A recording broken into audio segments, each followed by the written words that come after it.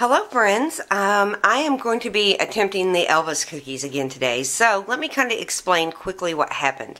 I went to make these the other day. I recorded all the way through it, and I got the cookies in the oven and they did not turn out. Now I've made this recipe probably 10 or 15 times, but what I did is made meringue cookies on a rainy day. I know that in cooking school they told me not to do it. And even both of my grandmothers told me not to do it, but the cookies were due on a Saturday in at my husband's work, so it was raining on Friday, and I went ahead and did it. Obviously, they did not turn out, because here I am, and I'm doing it again. So I kind of broke down the cookies, and these are so simple, you guys, if it's sunny out, like it's out now. So what you're going to need, now I've doubled everything for my recipe because I'm making a double batch, but I will just go through everything and tell you what you'll need for one batch. So you're going to need 4 large egg whites at room temperature. You're going to need a cup of peanut butter, 1/4 of a teaspoon of salt. I'm using just a pinch of cream of tartar because it really does help your meringues. You're going to need 3 cups of powdered sugar, and you're going to break that up between 2. So 1 1/2 will go into the cookies, and the rest into the icing. And then for the top, and that's all you're going to need for the cookies. That's it. And then for the top of the cookies, you're going to need 1 1/2 cups of powdered sugar, some cut up peanuts, about a cup. You're going to need 1 ripe banana, couple tablespoons of butter, and some fresh lemon juice. So I'm going to show you how to make this. I'm going to use my hand mixer instead of my KitchenAid. I understand that not everyone owns a KitchenAid, but most of the people I know do own a hand mixer, so that's what I'm going to use. And I'm going to get started. Let's pray that this time the cookies actually turn out. You're going to want to preheat your oven to 350 degrees. You're also going to want 2 of the 2 racks up towards the top. You're not going to want them down towards the bottom of the heat. You want them up in the upper part of your oven. Okay, really simple. The egg whites have sat out for a while, about an hour. You want them at room temperature. I'm using my KitchenAid bowl. When you're making meringue, you definitely want your bowl clean and all your utensils super clean. Again, I'm using a hand mixer. It's easy, and I thought that more people would have a hand mixer. I've also lined 2 cookie sheets with parchment paper. And all you're going to do is add your eggs into the bowl. You're going to add about 1/4 of a teaspoon of salt. And I know it's baking, but I'm just dumping some in. It's good. And then I'm adding in a pinch of the cream of tartar. It stabilizes the egg whites a little bit. There we go, not much. And we're going to mix it up. All you're going to do is mix this up for about 3 minutes until it's nice, stiff peaks start to show. Okay, see how these make stiff peaks now? I'm just trying to show you.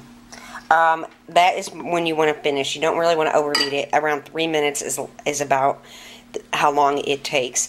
And then you're going to slowly incorporate 1 1/2 cups of the powdered sugar into this egg mixture. Now, for me it's 3 cups, so I'm just going to add it very slowly and just mix it in to make sure it's all incorporated really well.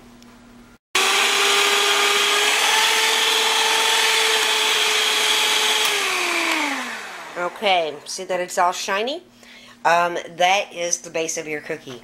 Now we're just going to add in the peanut butter, and for just one batch it's 1 cup. For me it's 2 cups, and you're going to fold it in. I'll show you what that looks like in about 1 second. Okay, the peanut butter is in, and you're just going to bring it down and fold it up. You're going to keep doing that until that peanut butter is mixed in. When you bring it up like this and turn it over, it keeps as much air in it as possible. So just keep doing that. See how it's coming together? You're just going to keep lifting it up and folding that peanut butter in. It's almost mixed up. It's really hard to do with one hand. I did not feel like setting up the tripod, so I'm going to finish mixing it up, and I'll show you how we get them on the cookie sheets. Okay, I'm using a 1-inch cookie scooper, or or ice cream scooper. I call it a cookie scooper because we never use this for ice cream. If you don't have one, use a small spoon. It will be fine. So I have 2 cookie sheets lined with parchment paper. You can always use a Silpat, but definitely use the parchment paper if you don't have Silpat. I have Silpat, but I still prefer these because you can just throw them in the garbage and you don't have to clean them. So definitely make sure you have parchment covered cookie trays. Like I said, your oven needs to be set for 350 degrees. These don't spread too bad, but you do want to space them about 1 inch apart. And I'm going to get going. Let me show you how easy this goes with the cookie scoop. So you're going to get pretty much uniform sized cookies. And that is the good thing about one of these little ice cream scoops, is that it does keep everything pretty much the same size. There are times when one's a little bit bigger than the other, but it goes really fast when you have one of these little scoops. Again though, if you don't have one, get a spoon. Try to keep them to the right size. I already got that one done. And I'm going to finish this one up and get these in the oven. You're going to want to rotate the pans. They'll cook for about 20 to 25 minutes, or bake. And you'll want to rotate them about 10 minutes in. So what I do is I I set the microwave timer for 10 minutes. And in 10 minutes, I come rotate the pan. So I move the top one to the bottom rack to the top rack, and kind of turn them around so you do get even cooking. And then I set the timer again for about 10 minutes, and they are normally ready. You're just going to let them cool on the tray for a little while, and then you can cool them on a rack to finish cooling completely. After the cookies are all baked, I'm going to come back and show you how I make the icing, which is really yummy. These are a meringue cookie, which means they're very light and fluffy. Yum. Okay. Actually, I have room for one tiny one right here, so I didn't use as much. So these are heading into the oven. I'll show you what they look like when they are done. Here is what the cookies look like when they come out of the oven. These are perfect. That's exactly what it's supposed to look like. Exactly. So I'm going to let them cool on here for about 10 minutes. Then I'll move them to a wire rack probably, or, you know, some type of plate. I don't know. And then I'll start the next batch. And I'm going to keep baking these till I have my batter used up. And then we'll work on the icing and the toppings. Okay, the cookies are done. There's actually some more on the stove. For the icing, you're going to take 2 tablespoons of softened butter, and you're going to mix it in with the 1.5 cups of powdered sugar that you have left over. For me, I'm doing 4 tablespoons of butter and 3 cups of powdered sugar. Once you get it mixed up really good, you're going to add your banana, and you're going to add some fresh lemon juice. And I am just using the whisk attachment on my hand mixer, but you can always use just the beaters. Okay, I added the banana and the lemon. I tasted it. I really wanted a little more banana, so I put some more in. We're going to mix it up. I'm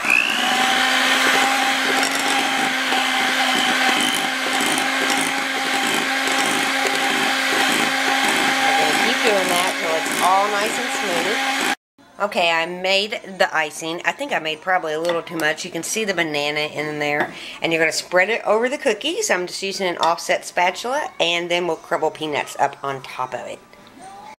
Okay, the cookies are iced. And I have just the right amount to finish the ones up on the stove. And it's real simple. Take your peanuts that you've already chopped up. And put it on top of each cookie. Oh my gosh, these are going to be so good. Obviously, if you have peanut allergies, this is not for you. And I thought these were gluten-free cookies. But when I was looking at the powdered sugar, I see that it had cornstarch in it. I think cornstarch has a little bit of gluten in it. So they might not be gluten-free. But you get the idea. Keep adding the peanuts all the way till you're done. Okay, so you can see they are finished. Let me show you the end result of the Elvis cookie. That is it right there. and it's super delicious. I've already had one. I hope you guys give these a try. They're really, really good. Again, it's just a peanut butter meringue cookie with a banana icing topped with peanuts. Yum, yum, yum. Talk to you guys later. Bye-bye.